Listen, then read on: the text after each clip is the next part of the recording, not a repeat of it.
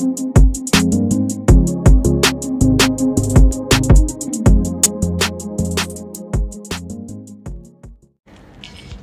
Guys, welcome to middle row. तो आज के वीडियो में हम लोग देखने वाले हैं वन टू मेनी और मेनी टू वन का कॉन्सेप्ट। लास्ट वीडियो में हमने वन टू वन का कॉन्सेप्ट देखा था और बहुत सारे न्यू टर्मिनोलॉजीज देखे थे, जैसे कि अब तक डिग्री हो गया, कार्डिनलिटी रेशियो हो गया, पार्टिसिपेशन हो गया, राइट।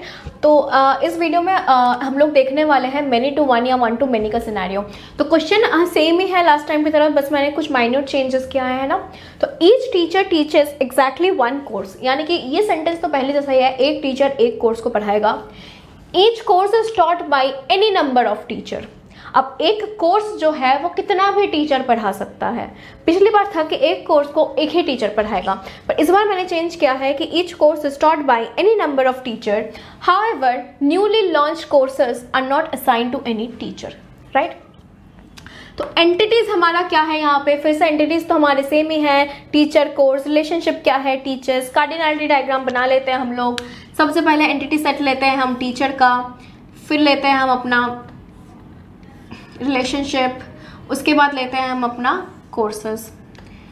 तो T1, T2, T3, T4 teachers,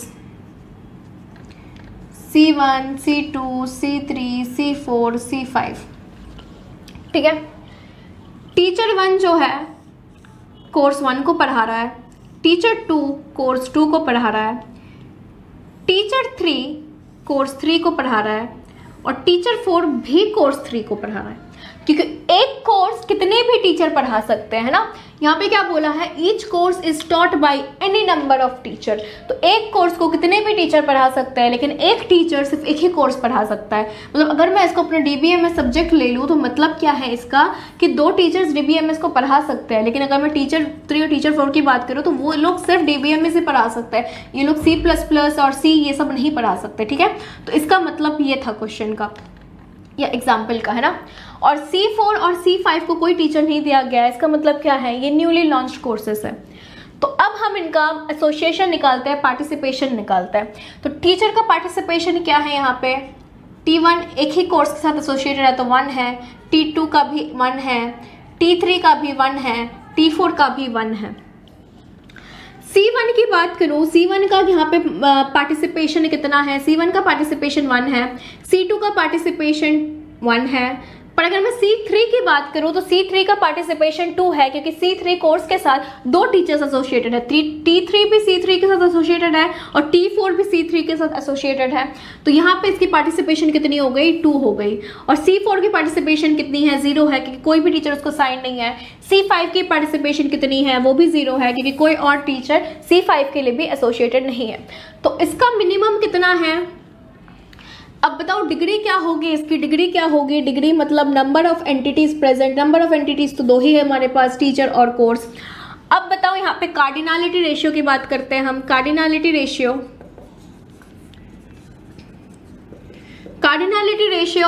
teacher की कितनी होगी, टीचर की कितनी होगी कार्डिनलिटी रेशियो, मतलब मैक्सिमम पार्टिसिपेशन टीचर की कितनी है, चारों ही 1 है, तो टीचर की कार्डिनलिटी रेशियो 1 होगी। और बात आती है कोर्स की, तो कोर्स की कार्डिनलिटी रेशियो कितनी है। देखो कोर्स के सबसे ज्यादा पार्टिसिपेशन किसने हुआ है, C3 ने सबसे ज्यादा पार्टिसिपेशन किया है और कितना है, 2 है। तो कोर्स का कार्डिनलिटी रेशियो कितना है, 2 है। या इसको हम मेनी भी बोल सकते हैं, इसको हम मेनी भी बोल सकते हैं। 1 से ज्यादा की चीजों को हम DBMS या ER मॉडल में मेनी बोलते हैं, ठीक है। तो इसको हम 2 लिखेंगे या मेनी लिख सकते हैं। और एग्जिस्टेंस कितना है, एग्जिस्टेंस मतलब मिनिमम पार्टिसिपेशन। एग्जिस्टेंस मतलब मिनिमम पार्टिसिपेशन। टीचर का कितना है, टीचर का 1 है, क्योंकि टीचर के तो सारे ही 1 है, तो टीचर का मैक्सिमम भी 1 है, मिनिमम भी 1 है। और कोर्स का कितना है, कोर्स का मिनिमम पार्टिसिपेशन 0 है, क्योंकि C4 या C5 को कोई भी टीचर असाइन नहीं किया गया है, तो इनकी मिनिमम पार्टिसिपेशन 0 है, राइट। इसके बाद क्या आता है हमारा टोटल पार्टिसिपेशन और पार्शियल पार्टिसिपेशन। तो टीचर बताओ टोटल पार्टिसिपेटेड है कि पार्शियल पार्टिसिपेटेड है। टीचर टोटल पार्टिसिपेटेड है, टीचर इज टोटल पार्टिसिपेटेड, क्योंकि कोई भी कोई भी जीरो एसोसिएशन नहीं है, सारे नॉन जीरो एसोसिएशन है। तो टीचर की पार्टिसिपेशन कितनी है, टोटल पार्टिसिपेशन है।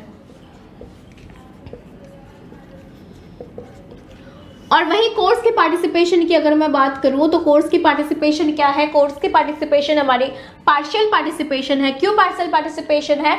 क्योंकि यहाँ पे हमारे पास 0 पार्टिसिपेशन है, कोर्स में हमारे पास 0 पार्टिसिपेशन है, दो 0 पार्टिसिपेशन है, तो ये क्या है हमारा पार्शियल पार्टिसिपेशन। ठीक है, इसके बाद हम देखते हैं अपना डायग्रामेटिक फॉर्म। तो डायग्रामेटिक फॉर्म पहले हम मिन मैक्स का देखेंगे, मिन मैक्स रिप्रेजेंटेशन देखेंगे।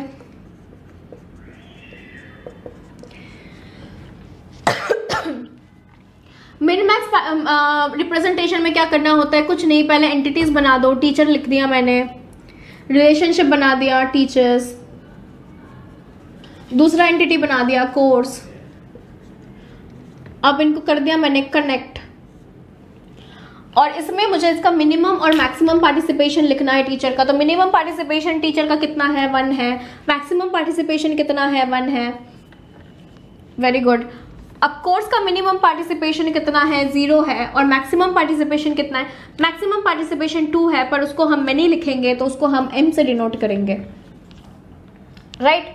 इसके बाद आता है आपका सिंगल लाइन और double line representation, single line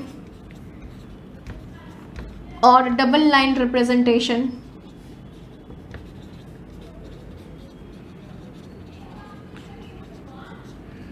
हमने वापस अपने जो है एंटिटीज बना लिए, टीचर, रिलेशनशिप बना लिया टीचर्स, फिर हमने कोर्स का एंटिटी बना लिया। अभी टीचर टोटल पार्टिसिपेटेड है कि पार्शियल पार्टिसिपेटेड है? टीचर हमारा टोटल पार्टिसिपेशन शो कर रहा है क्योंकि कोई भी 0 पार्टिसिपेशन नहीं है, तो इसको हम या तो डबल लाइन से रिप्रेजेंट कर सकते हैं या फिर डार्क लाइन से रिप्रेजेंट कर सकते हैं। लास्ट वाला एग्जांपल मैंने डबल लाइन से किया था, तो यहाँ पे मैं डार्क लाइन से कर रही हूँ, है ना। और कोर्स हमारा जो है, कोर्स हमारा पार्शियल पार्टिसिपेशन शो करता है, तो उसको हम सिंगल लाइन से रिप्रेजेंट कर रहे हैं। पर क्या यहाँ पे कहानी खत्म हुई? यहाँ पे कहानी खत्म नहीं हुई, अभी हमें यहाँ पे 1 या 1m या कुछ लिखना है। तो हम कैसे लिखेंगे? टीचर का जो भी मैक्सिमम पार्टिसिपेशन होगा वो हमारा यहाँ पे आ जाएगा, तो यहाँ पे हमने 1 लिख लिया, और m और कोर्स का जो मैक्सिमम पार्टिसिपेशन होगा वो हमारा यहाँ पे आ जाएगा, तो हम यहाँ पे m लिख लेंगे। तो क्या मिला हमें लास्ट तक? हमें ये पता चला कि टीचर और कोर्स के बीच में many to 1 का रिलेशनशिप है। क्यों है? क्योंकि बहुत सारे टीचर एक कोर्स को पढ़ा रहे हैं, है ना। और मैंने एक चीज़ तुम लोग को बोली थी कि many to 1 और 1 to many में कोई डिफरेंस नहीं है, तो इसी को अगर हम पलट दें,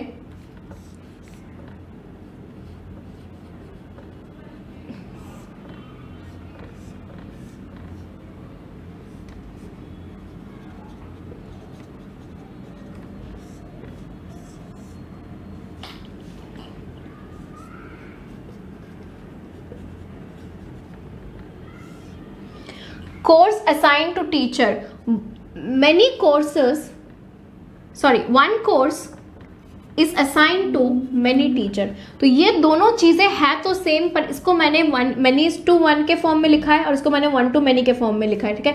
दोनों में कुछ भी डिफरेंसेस नहीं है, दोनों बताते सेम ही चीज़ है। यहाँ पे बोला गया कि बहुत सारे टीचर एक कोर्स को पढ़ाते हैं, और यहाँ पे बोला गया एक कोर्स को बहुत सारे टीचर पढ़ाते हैं। सेंटेंस का बस इधर से उधर थोड़ा सा उसका बस चेंज किया है, और कुछ भी मैंने नहीं किया है। तो ये दो चीज़ें हैं वो काफ़ी सेम है, ठीक है। एक सिनेरियो को आप इस तरह से भी देख सकते हैं या फिर इस तरह से भी देख सकते हैं। many to 1 के फॉर्म, जस्ट क्वेश्चन जो एग्जांपल को आप many to 1 के फॉर्म में देख सकते हैं, श्योरली उसको आप 1 to many के फॉर्म में भी देख सकते हैं। तो इनको तो अलग अलग तरीके से पढ़ने की कोई जरूरत नहीं है, एक ही को समझ के आप 2 एग्जाम्पल लेके इसका देख सकते हैं, राइट।